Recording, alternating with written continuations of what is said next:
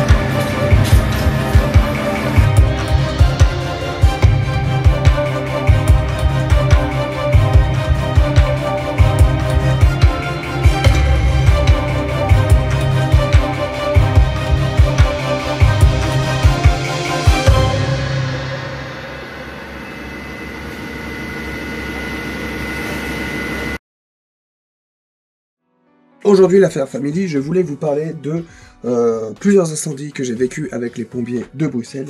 Comme à mon habitude, je pars sur intervention avec les pompiers de Bruxelles, je les filme, je filme tous les incendies notamment, ou les grosses interventions, et après je fais des vidéos que je publie sur leurs réseaux sociaux, Instagram et Facebook, que je vous invite à suivre, comme ça vous verrez en direct un peu ce que les pompiers vivent, car je suis ici quotidiennement à l'état-major des pompiers de Bruxelles, donc j'essaye de ne rien louper, je filme tout ça, et je publie, et ensuite je fais ces vidéos sur ma chaîne YouTube, ces débriefings. Dans ces vidéos, je rentre en détail sur ces interventions, je prends énormément de plaisir à faire ça, j'essaye de vous partager un maximum de choses, et aujourd'hui je vais donc vous parler de 2 incendies, et nous irons aussi au cœur d'une cérémonie. Bienvenue dans cette nouvelle vidéo. Le premier incendie que je voulais partager avec vous, il s'agit d'un incendie où tout aurait pu mal se passer. Un incendie vraiment complexe et très dangereux. Très dangereux car il y avait un risque d'explosion. Je vous le dis assez régulièrement, le métier de pompier est un métier dangereux. Les incendies s'enchaînent mais ne se ressemblent pas. Il y a toujours des risques. Et là, c'est un risque d'explosion qu'il y a eu sur cet incendie. Dégagement de fumée au niveau de la toiture.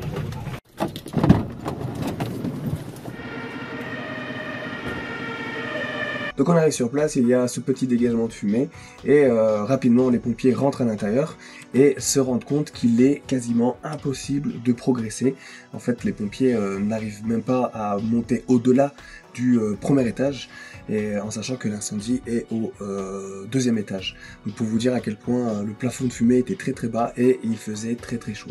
Donc là, ce qu'on a pu le voir, c'est le monsieur propriétaire de ce logement qui était en train de faire des travaux dans le logement. Et comme ça arrive souvent, quand il y a des travaux, il y a un risque d'incendie. Et là, pour le coup, l'incendie s'est développé, s'est déclaré peut-être quelques heures avant l'arrivée des pompiers, car les voisins disaient sentir un peu la fumée dans le quartier. Et quand nous on arrive, l'incendie est plus que développé, puisque tout l'intérieur du bâtiment est en fumée. Les pompiers ne savent pas progresser, alors du coup on a trouvé cette planche. Je me souviens avoir aidé le monsieur à récupérer cette planche pour qu'il puisse dessiner l'intérieur du logement, pour expliquer aux pompiers comment eux peuvent progresser. Mais c'est trop dangereux car il fait très chaud. Les pompiers décident de se retirer.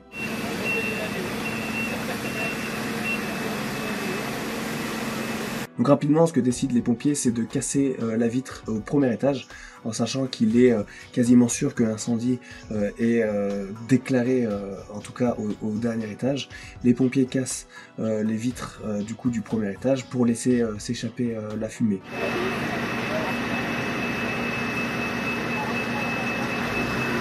Donc du coup les pompiers descendent et remontent pour pouvoir faire la même chose, casser les vitres du dernier étage, là où il y aurait l'incendie. Donc ici, c'est très dangereux, en sachant que c'est du triple vitrage. Donc en fait, si les fenêtres n'ont pas cassé, vous savez quand il y a un feu dans un appartement et qu'il y a des flammes qui sortent de l'appartement, comme les vidéos que je vous montre régulièrement, et notamment la vidéo de la semaine dernière que je vous invite à aller voir, l'incendie est complètement développé, c'est-à-dire que les flammes elles sortent de l'extérieur. Là, il n'y a aucun risque, si ce n'est des risques de brûlure ou peut-être risque d'explosion à cause des bouteilles de gaz qu'il y aurait à l'intérieur de l'appartement, mais disons qu'il n'y a pas de risque de phénomène thermique. Ici, comme l'incendie est à l'intérieur du bâtiment et que les fenêtres ne sont pas cassées, que l'incendie ne peut pas respirer, parce que le feu est à l'intérieur et le feu respire, il a besoin d'oxygène. Là, il n'y a pas d'oxygène. Le risque qu'il peut se produire ici, c'est qu'en cassant une vitre, eh bien, il y a un appel d'air, l'oxygène rentre, ça alimente l'incendie et bim, bam, boum, ça explose. Et en fait, c'est là le gros risque de cet incendie. C'est le risque qu'on appelle le backdraft. Bien sûr, je schématise, c'est beaucoup plus technique que ça, mais c'est pour qu'un maximum de monde puisse comprendre. Donc là, le risque, c'est qu'il y ait cette explosion.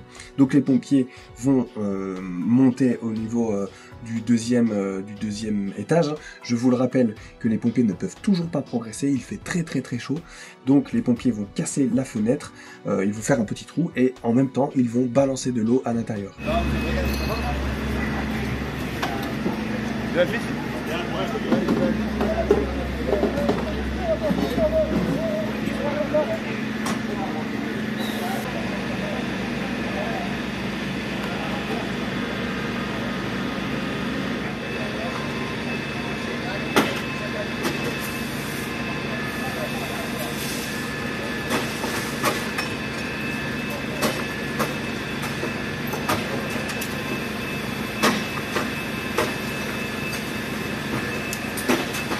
Une fois que le feu du coup peut respirer, une fois que l'air peut rentrer à l'intérieur, eh bien forcément le feu se développe, la fumée sort et c'est là que c'est très très très très impressionnant.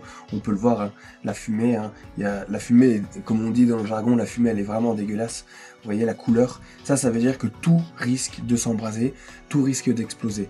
Donc c'est vraiment le gros risque de cette intervention. Vous voyez cette couleur là, là on sent que le feu il a besoin d'air et que voilà, on sent que le feu là prend vie en fait. Donc c'est là que c'est vraiment impressionnant. Et en fait cette vidéo elle est géniale parce qu'on voit vraiment toute l'évolution de l'incendie et notamment des fumées. C'est des images qui sont quand même assez rares de voir le feu évoluer comme ça. Donc c'est vraiment très impressionnant. Vous voyez, dès que le pompier arrête de balancer de l'eau, et ben direct il y a des grosses fumées bien dégueulasses qui sortent par les fenêtres. C'est vraiment un truc de dingue.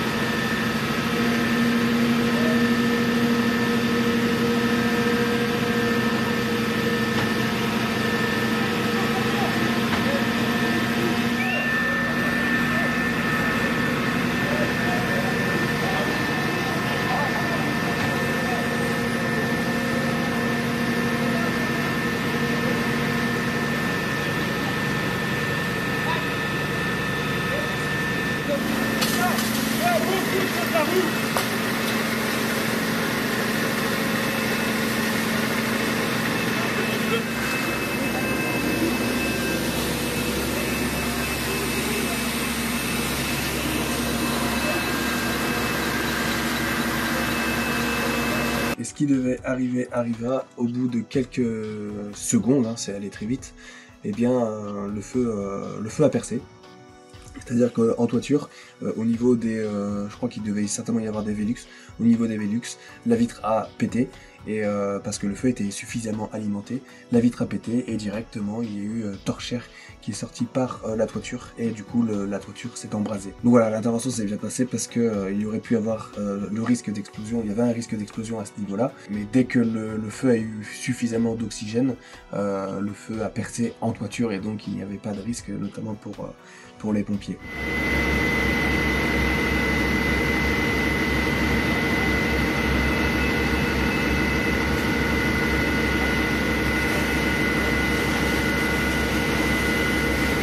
C'est quand ça a percé, Donc vous voyez, hein, on voit la puissance de l'incendie. C'est vraiment une grosse torchère et du coup la toiture qui s'embrase.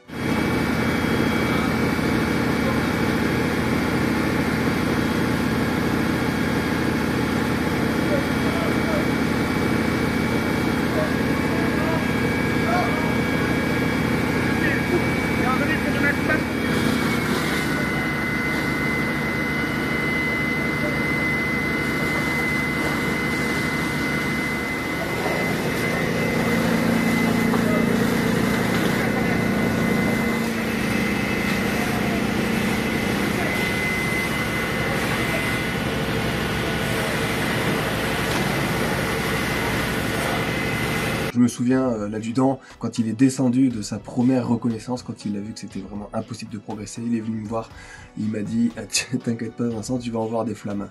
Et ça n'a pas manqué. Et en tout cas, à ce niveau-là, là je suis en bas, hein, je suis au niveau du rez-de-chaussée, je suis avec les pompiers au niveau des véhicules. Et là, à ce moment-là, il fait extrêmement chaud. Alors c'est vraiment...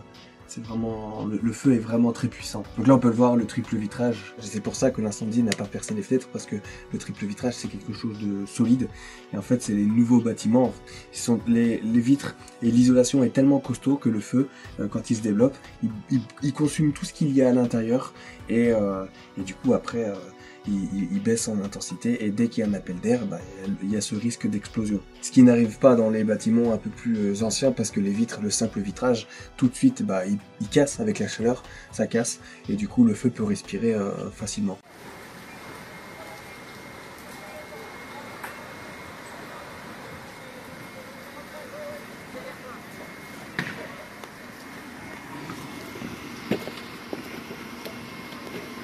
Ja, we zitten erop, hè. Ja, we zitten erop met de ladder.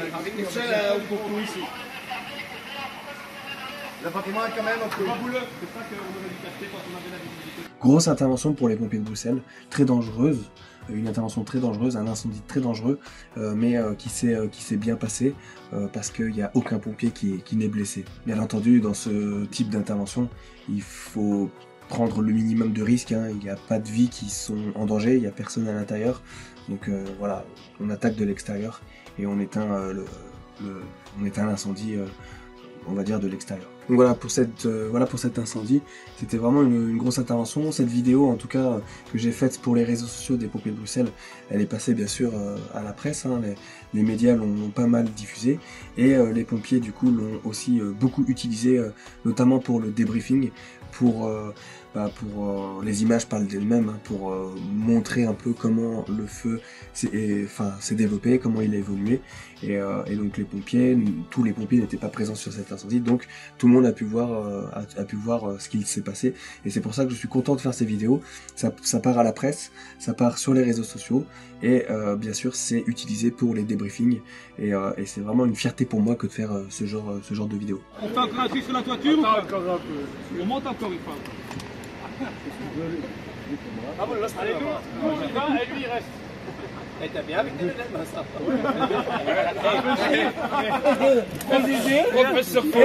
On voit ses lunettes que ça jette à gonfler. Allez, comment on va se décontaminer? Ensemble. C'est comme ça qu'on voit que sa tête à gonfler. Hey, tu sais quoi? Maintenant, les pays de la trompe, ils vont mettre leur masque à l'incendie. Il a compris, je suis content.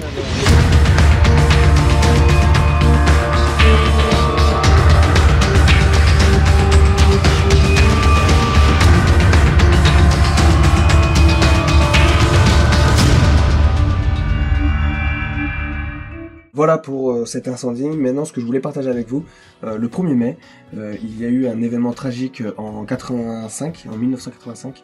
Il y a eu un attentat, il y a eu une explosion, et ça a tué 2 pompiers. Et chaque année, le 1er mai, les pompiers retournent sur le lieu où il y a eu cette explosion. C'est un véhicule qui a explosé.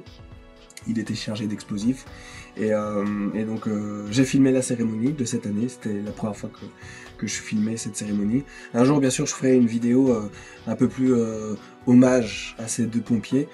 Pourquoi pas interviewer les gens qui connaissaient ces pompiers, et histoire de laisser une trace, hein. Vous savez, pour moi, le devoir de mémoire, c'est très important. surtout sur cette chaîne YouTube où je partage le quotidien des pompiers.